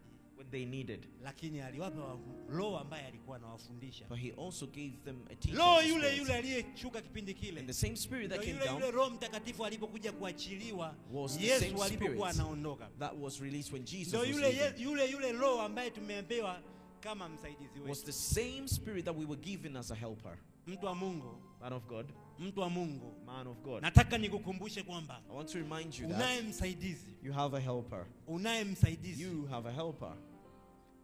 Usije ukajidanganya Do not lie to yourself kwenye mafanikio yako that in your prosperity ukajitapa ukasema kwamba mwenye mafanikio yangu ni yule boyfriend wangu na and to anayenisaidia. brag that your boyfriend is the one helping you, Ukajidanganya ukasema ni yule and to lie to girlfriend yourself wangu na anayenisaidia. and that your girlfriend is the one Au ni assisting yule you, mke wangu na or your anayenisaidia. wife is helping Ni you, mke wangu anayenisaidia. or your wife is the Mume one wangu helping you, anayenisaidia. or your hubby is helping you. If there is no spirit of the living God, Kama hakuna roho ya Mungu Roho wa aliye hai, Mungu kama hayupo, if there is no spirit of Roho God, Mtakatifu kama hayupo, if kama there is msaidizi no Holy wenu, Spirit as your helper, huwezi ukajitamba na watu you cannot wakakuelewa. brag and people to understand you. Kwa sababu For usaidizi wa Roho ambao tunausoma kwenye Biblia the assistance that we are speaking of ni and Roho reading yule of yule tunayemwongelea, is the same spirit Roho that wa we're Mungu speaking yule yule of. aliyetanda kwenye vilindi vya maji kipindi cha It's the mwanzo. same spirit of God that Ndio dwelled in huyo huyo anakuja waters. kuongelewa mpaka Ufunuo. Is the one that has been spoken of till Revelation. Ni Roho ambaye Is the spirit that hawezi kushindwa. cannot Kwa be hiyo usije defeated. ukasema ukajiblagi mimi nasaidiwa na nani, Usijitambe. au ukaona kama ni kazi yako na Or kusaidia. to see that you deserve it, or it's your work. Ukiona hivyo unafanya When you see you doing na, that, na usipo recognize kwamba kuna Roho wa Mungu ambaye anakuongoza, na usipotambua kwamba there's a spirit of anguko God, lako ni jirani, your falling is very close. kilio chako iko jirani. Your cry is very Hiyo close. ndoa siku mchache tu utaanza kulia. In few days you shall be crying from your marriage. Sema katika jina la Yesu, Say in the mighty name of Jesus, sitakubali I shall not accept kumwacha Roho Mtakatifu, to let go of the Holy kumkufuru Roho Spirit, Mtakatifu. to disrespect Him. Sitakubali I shall not agree kumwacha Roho to Mtakatifu. let go of the Holy Spirit. Sitakubali I shall not agree kumkufuru Roho Mtakatifu, to kwa disrespect Him. sababu nimejua For I know huyu ndio msaidizi wangu, He is my helper. huyu ndio msaidizi wangu He is my helper. katika maisha yangu yote. In my whole life, Yesu Jesus ameniachia msaidizi. left me a helper. Yesu Jesus ameniachia ushuhuda. left me a testimony. Roho Mtakatifu, The Holy Ghost. huyo ndio ushuhuda wangu. He is my testimony. Katika jina la In the Yesu, mighty name of Jesus. Katika jina la In the Yesu. mighty name of Jesus. katika jina la In the Yesu. mighty name of Jesus. Mtu wa Mungu, Man of God. somo la Roho Mtakatifu The ni session of somo the Holy ambalo ni Ghost pana sana, is very wide. ni pana sana, Is very wide. na hata tukiwa tunasema tunaliongelea, And even if we speak tunaweza of it, tukatumia siku we nzima, might spend the whole day tunaweza kuelezea tu. speaking Ni kwa of it. sababu gani? Why?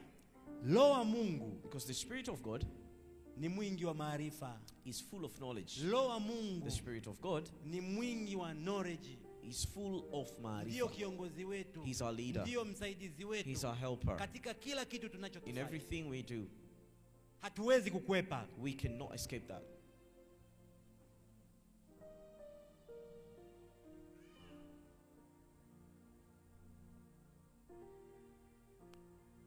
Kwa hiyo tunasema kwamba And therefore we say Roho Mtakatifu that the Holy Ghost, is our guidance. yeye ndio mlinzi wetu na mwongozaji wetu. Sijui tunaelewana? Amen. Ni nani? Yeye ndo mwongozo Mwongozo wetu. wetu. Tumesema kwamba ni mwalimu, We said he's a teacher. anatufundisha, He teaches us. si ndio? Yes. Lakini yeye ni wakili wetu sometimes, But he's also our advocate kwa sababu because amekuwa akitusaidia kwenye madhaifu. he has Tumeongea been madhaifu. assisting us in our weaknesses. Anatusaidia kuomba, He's assisting us to pray. si ndio? Yes. Yeah. Lakini Roho wa Mungu amekuwa akitukumbusha. But the Spirit of God has been reminding us. Unaweza ukajikuta kwamba You might find yourself, unataka kuzama kwenye dhambi, you want to dwell in sin, lakini kuna kaloo fulani hivi. but there's a certain spirit. Sasa ako kaloo na ukasema aka kaloo aka. Now that spirit That's you the speak spirit of, of the living God. hiyo ni roho ya Kuna Mungu dhambi aliye nyingine hai. unataka kufanya, There's a sin you wish to attempt to do. yani umeshawekwa kwenye mtego kwenye 18. You're already tested on a target. Yani ndio umefika sasa nataka ni commit this sin. Now you want to commit the sin. Within you. Ndani yako, Acha.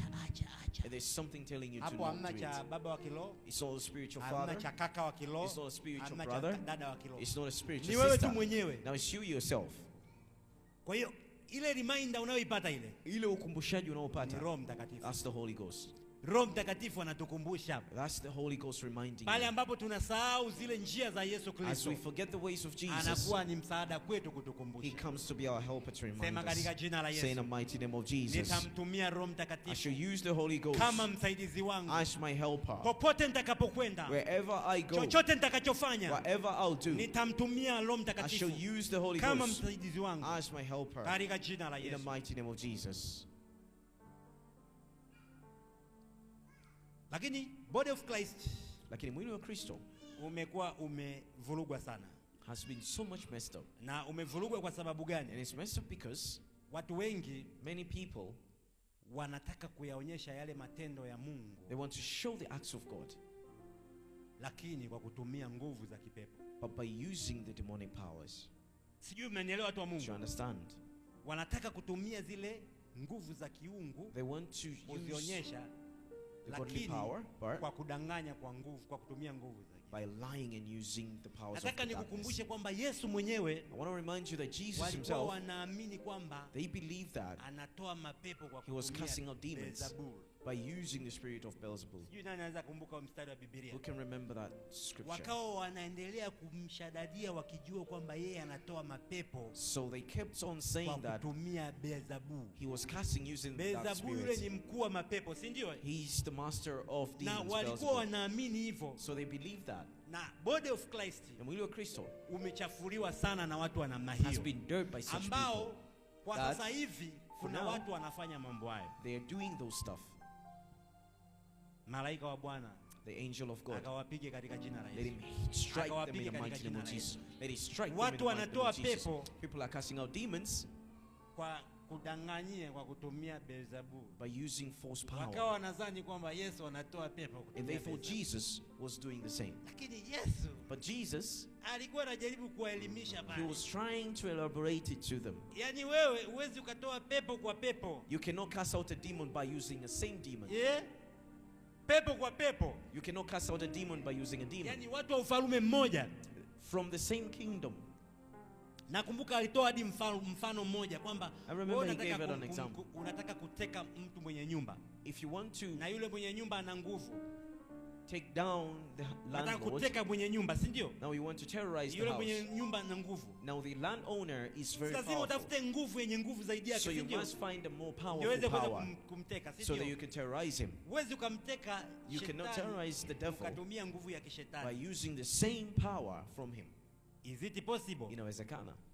Itakuwa ni janja janja. It might be Lakini kulukalaris. Yesu aliwaambia But kwamba Jesus told them, yupo roho. there is the Spirit. Yupo roho. There is the Spirit. Roho wa Mungu. The Spirit of God.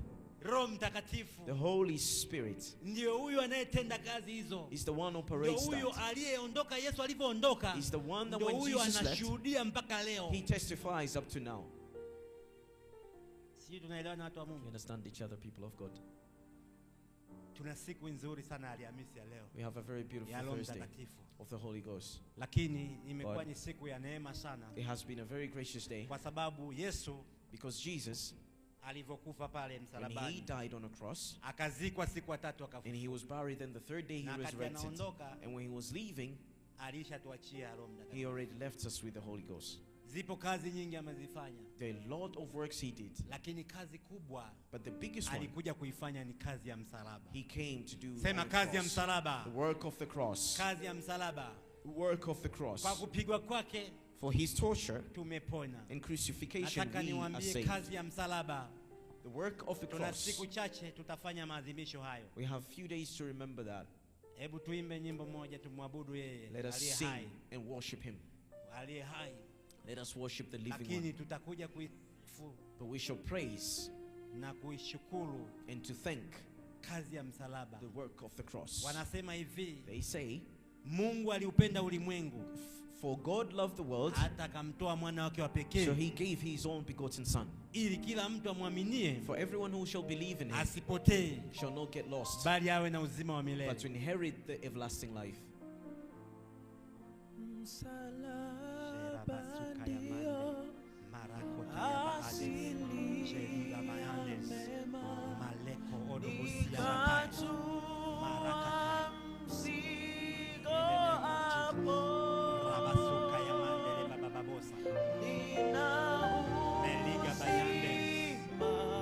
katoa. Oromonde ni baba daima, njoni kafurahini papo. Stand up. All of you. Sioni aya kwa Bwana, kwake nitang'ara. Mti wake sitakana, ni neno imara.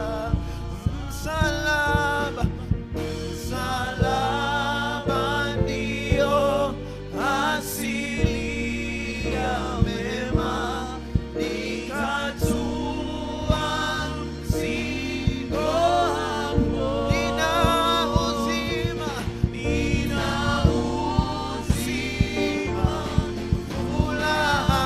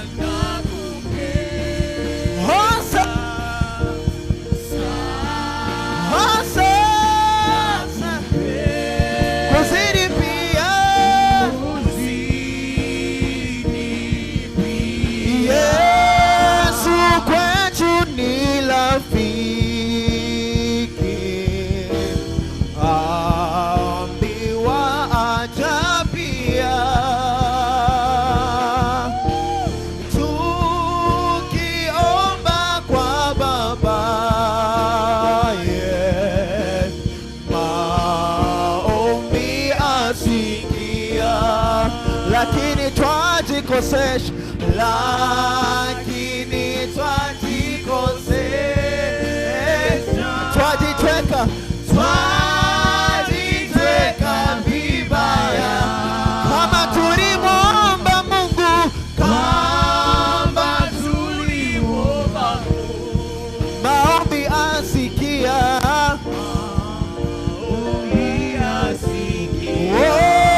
lakini twajikosesha, lakini twajikosesha, twajitweka vibaya. Kama tulimwomba Mungu, maombi asikia. Cha kutumaini sina, ila damu yake Bwana. Sina wema wa kutosha,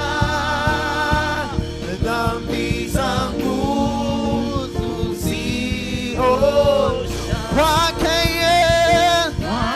Yesu nasimama, ndiye mwamba, ni salama, ndiye mwamba, ni salama, ndiye mwamba, ni salama, ndiye mwamba, ni salama. Kwake Yesu nasimama,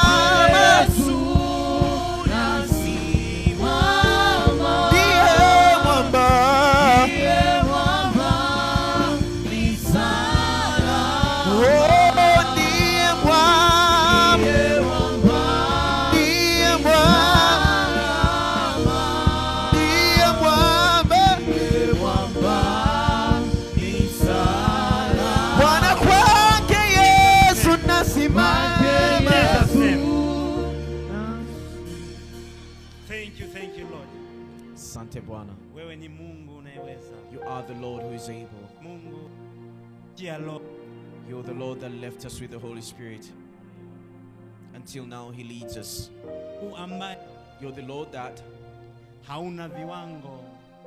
You have no limits. Hauna viwango. You have no limits. Wa milele. Forever. And you are the Alpha and Omega. Wewe ni kila kitu. You're everything. Hatuna kimbilio zaidi kimbilio lako. We do not have anywhere else to run than to you. Tunasema asante Baba. We say thank you, Jesus. Tunasema asante kwa ajili ya Roho Mtakatifu ambaye umetuachilia kwenye maisha yetu. We say thank you for the Holy Spirit that you released to our lives. That is the leader. Anatuongoza. He leads us. Wewe you ni upendo. Are love. Wewe ni upendo. You are love. Tunakuomba upendo wako. We ask for your love. Kaendelee kujidhihirisha kwenye maisha yetu. To keep on manifesting in our lives. Roho wa Mungu anavyoendelea kutuongoza. As the Spirit of God keeps on leading us. Usiache upendo. Do not put aside love. Tunaamini ndio nguzo yako kuu Bwana. For we know it's your in the name of Jesus. Katika jina la Yesu. Amen. Amen. Nataka nikwambie Mungu ni pendo kwa. I want to tell you that God is love. Hi. For these seasons,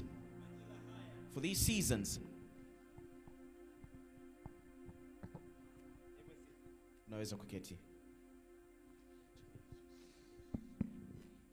Majira haya, the seasons like these, ni majira ambayo are the seasons that tunatakiwa tutafakari sana ukuu wa Mungu. We're supposed to meditate on the greatness of God a lot. Ukuu wa Mungu. The greatness of God. Mungu kupenda ulimwengu. For God to love the world. Na kumtoa mwana wake wa pekee. And to give his own son. Unajua, you know, mara zingine nataka nikukumbushe. Sometimes I want to remind you. Msalaba. That the cross. Msalaba umebeba mambo mengi. The cross is carrying a lot of things. Umebeba mambo mengi sana msalaba. The cross is carrying a lot of things. Msalaba. The cross umebeba dhambi zetu. Is carrying all our sins. Ile damu iliyomwagika pale msalabani. The blood that was shed on the cross. Tumesafishwa dhambi zetu. We were sanctified our sins. Lakini nataka nikwambie, But I want to tell you msalaba that the cross umebeba laana ile ambayo is carrying the curse tuliipata tangu enzi za Adamu. that we had since Adam. Msalaba umebeba. The cross has Na carried it. tunaenda kwenye majira And we're going to the ambayo season tunaenda kukumbuka that we're going to remember kifo chake his death pale msalabani. on the cross. Nataka nikwambie, I want to tell you, Roho Mungu aliyemtumia nabii wake akatuambia tupate siku za kufunga, the Spirit of God who told our Father to fast ni Roho ambaye is the Spirit that anatutakia mema sana. wishes all the Kwa good to kuwa us. hakuna kipindi ambacho kilikuwa kigumu For there was no hata kwa wale hard period, wanafunzi wa Yesu, even to the disciples of Jesus, wanafunzi wa wakati Yesu, majira yale ambayo wanataka kwenda kutimiza ile hatima iliyomleta. as the season he was going to implement his destiny Ni on the world. wakati ambao Yesu alikuwa karibu nao sana. It was the time Jesus was so Ni close to wakati them. ambao alikuwa anapiga nayo story sana, They were making stories with him a kuambia lot siri za ufalme wa to mbinguni. tell them the secrets of the kingdom of God. Nataka niyafananishe na majira hale ni kama majira ya sasa hizi. I want to compare like Ni this wakati wa season, kumtafakari Mungu. that it is the time to meditate on Thank you God. for the prophet of God, Asante kwa nabii wa baba Bwana, yetu, wa kutupa our Father, neno kutoka kwa Mungu kwamba to give us the tufunge word kipindi hiki, from God that we shall fast kwa this sababu time. ni kipindi ambacho Because it's the time that Roho Mtakatifu anatakiwa Spirit of God afanye kazi za kutuongoza katika mema, is to work in leading kwa us. sababu zile kazi za msalaba Because the works of the ndio zimeenda cross kutimia katika kipindi is kama going to be accomplished in ndio seasons like zilitimia this. kwenye kipindi kama hiki. Had been accomplished in seasons like this.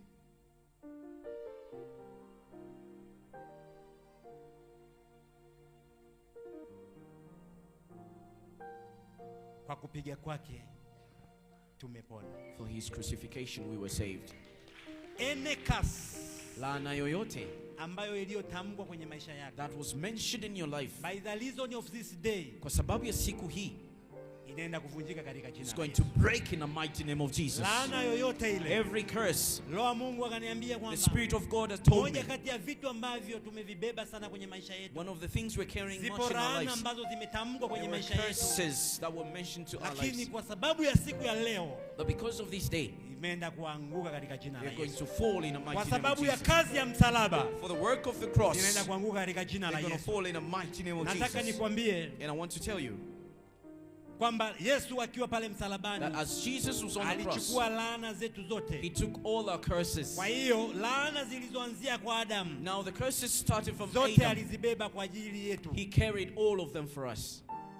Tunaweza tukasoma, We might read, tusome kitabu cha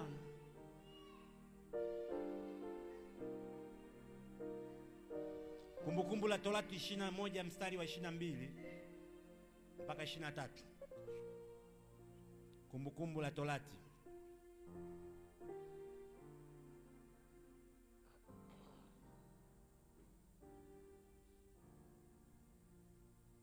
Kumbukumbu la Torati 21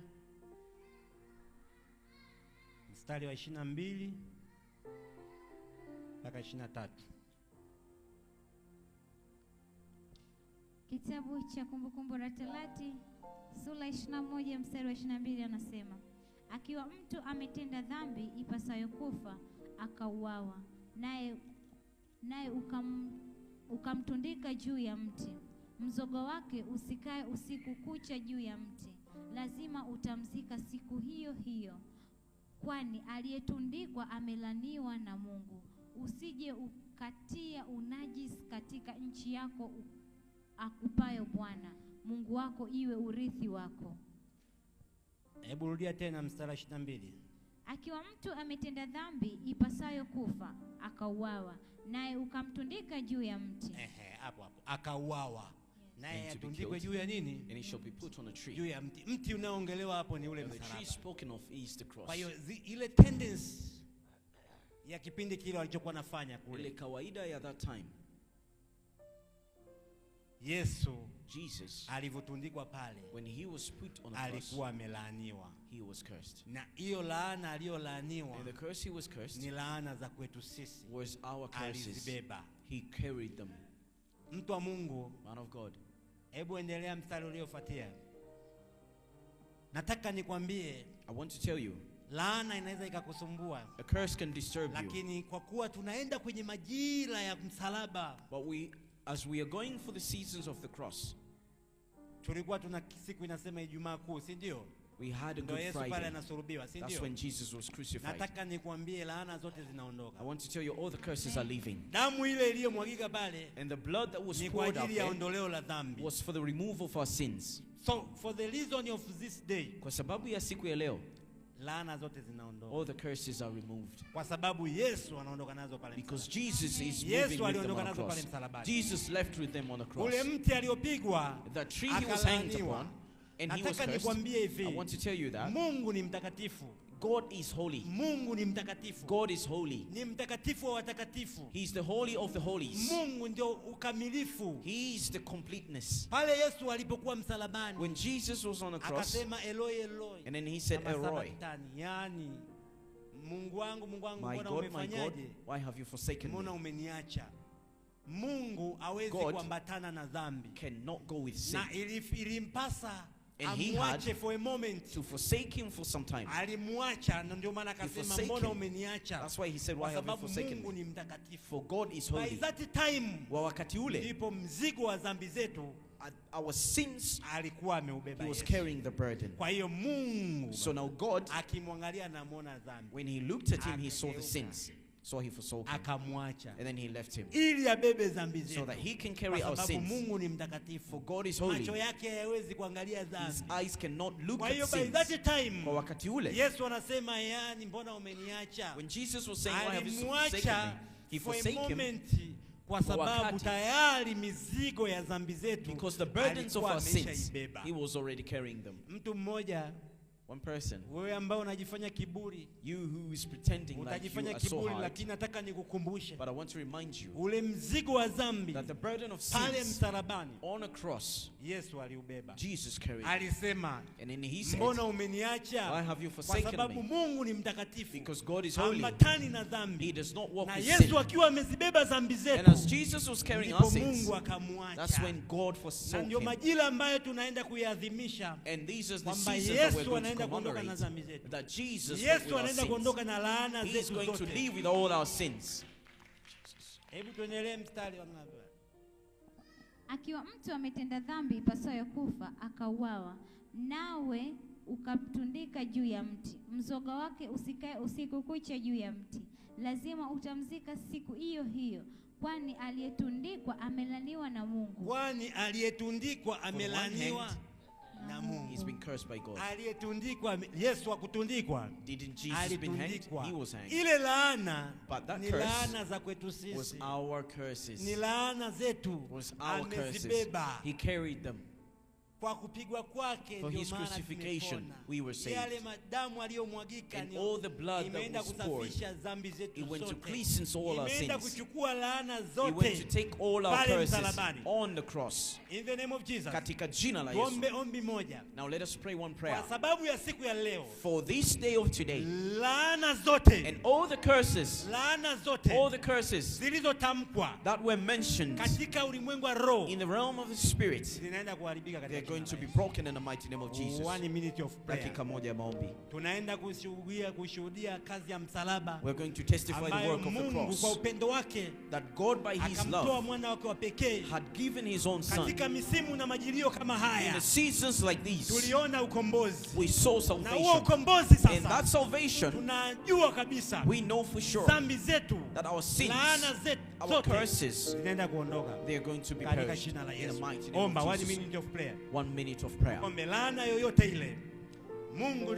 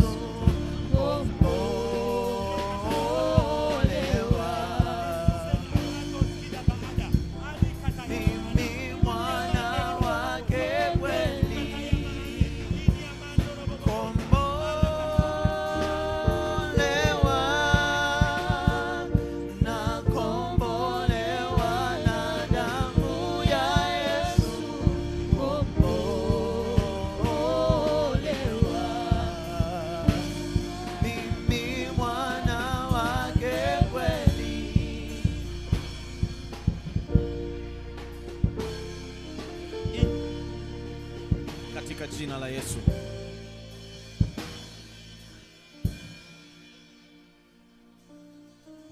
Kwa hiyo Therefore, laana imeondoka. all the curses have been removed.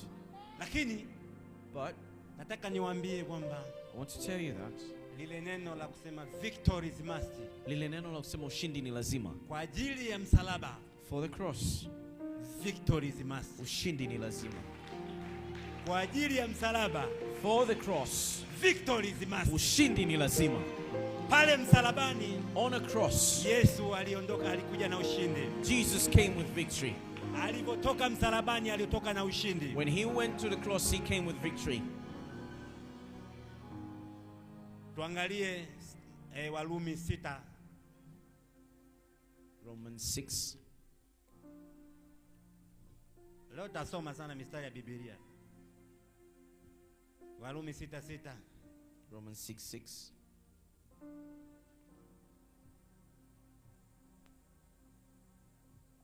Kitabu cha Warumi sura 6 mstari wa 6 unasema, Ha? tukijua neno hili ya kuwa utu wetu wa kale ulisulubishwa pamoja naye ili mwili wa dhambi ubatilike, tusitumikie dhambi tena, kwa kuwa yeye aliyekufa amehesabiwa haki mbali na dhambi. Kwa hiyo kumbe aliyekufa Yesu Kristo That aliondoka Jesus na dhambi is zetu. the one that died. He removed with all our Aliondoka na dhambi sins. zetu. He moved with all Soma our sins. 14. 14. Kwa maana dhambi haitawatawala ninyi, kwa sababu hamnywi chini ya sheria, bali chini ya neema. Sasa Yesu For now Jesus,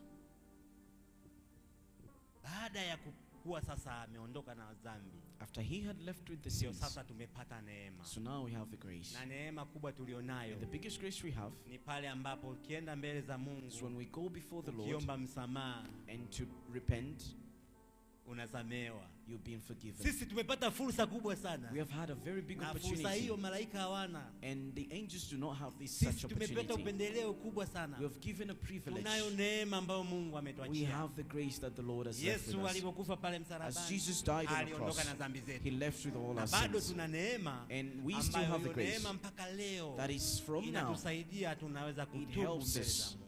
We can repent before the Lord. Basi nitake nikwambie So now let me mtu tell you, mmoja, one person, tutumie neema ile vizuri. let us use this grace correctly. Tuitumie neema ile Mungu aliyotupa vizuri, Let us use the grace kwa wisely. sababu For that was for granted. hiyo tulipewa. Tumepewa We have been granted. neema. Tunayoiongelea The grace we're speaking of ni neema ambayo wewe unaweza ukaenda mbele za Mungu is the grace that you can go before the Lord ukamwomba Mungu and to ask him, na akakusamehe and he shall forgive you. kwa kufuata lile kumbukizi la msalaba, By following the remembrance of the cross, kwamba Yesu aliondoka na dhambi that zetu. Jesus left with all our sins, Neema ile inatembea and mpaka the leo grace hii. walks up to today. Lakini But tujitahidi sana, let us do tukiwa the katika best we Alhamisi can. ya Roho Mtakatifu, As we are in the Thursday of the Holy Ghost, tusimkufuru Roho Mtakatifu, let us not disrespect the Holy Spirit. tusimkufuru Roho Mtakatifu, Amen. maana kwenye kosa hilo For in that hakuna mistake neema. there is no grace. Mtu wa Mungu, are you there? Upo mtu wa Mungu. Flow, flow, flow, Spirit of God. Flow, flow, flow, for God. Rakosida baane, marakataya, jeli malano skida baades, ina maante riga badeske berano. Flow, flow, Spirit of God, flow, flow, flow, Spirit of God, flow. Say flow. Alibalatos, Flow, Spirit of God, flow. oh flow, flow, flow, Spirit of God, oh flow, flow, flow, Spirit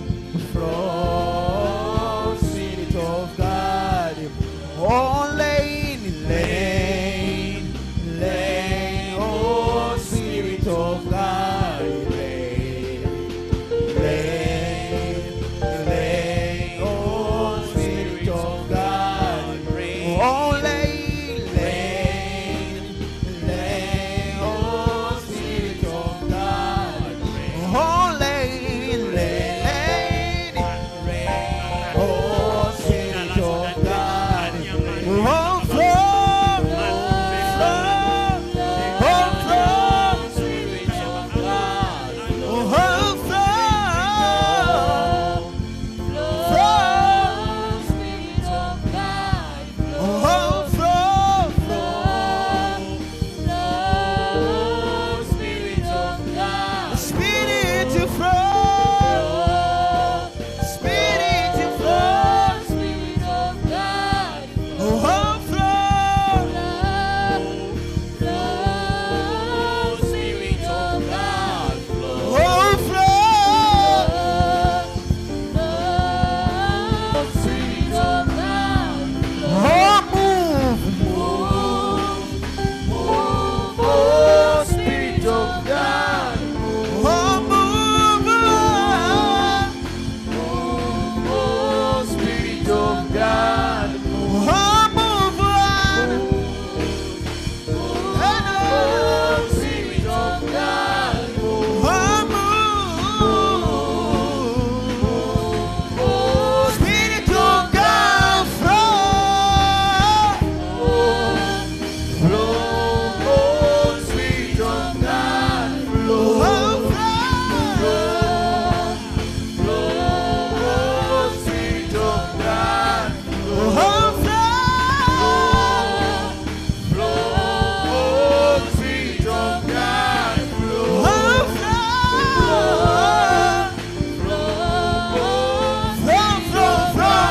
flow, say flow, Spirit of God, flow, Spirit of God, flow. Ici is I see Suferi Jesus maradas. seated on the throne. Malakoto. I see angels ascending everywhere. I see the Spirit fixing things again. Hallelujah. Hallelujah. To the Lamb upon the throne. I see Jesus.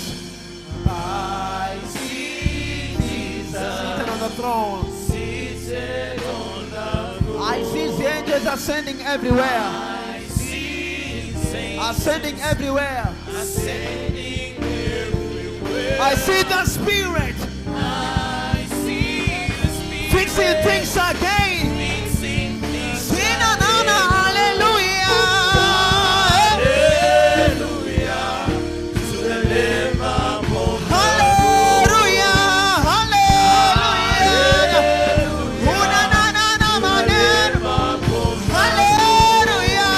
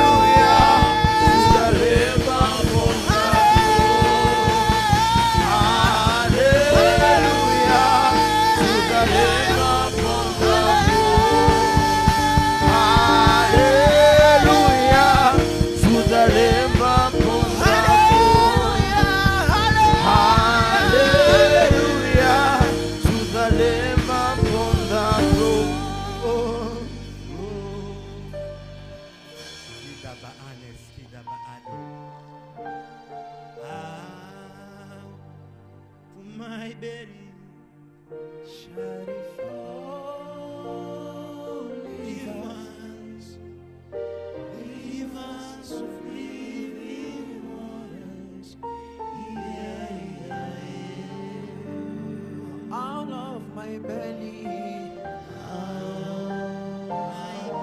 shall it flow.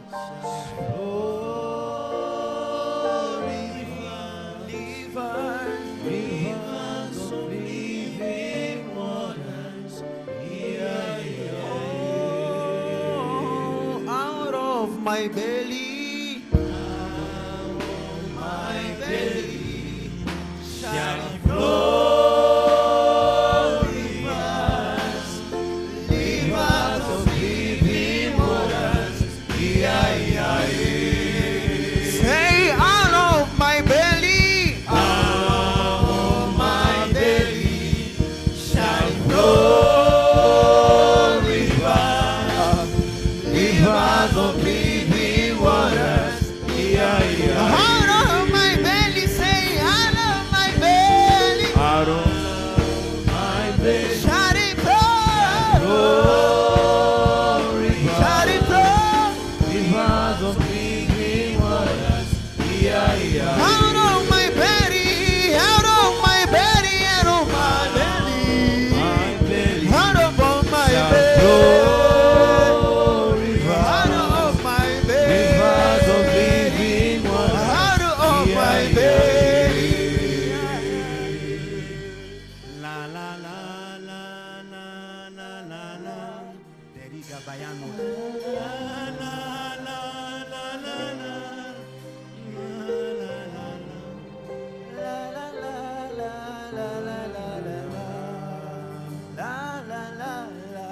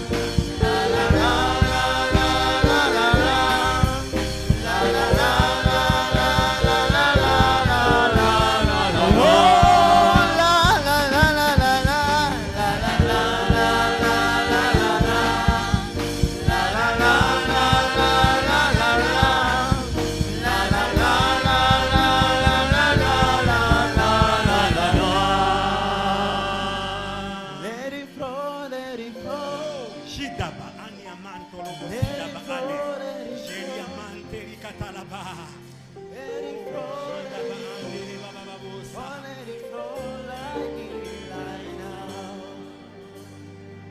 And as the liver flows, he begins to bring everything to life. In the life-giving liver, only flow like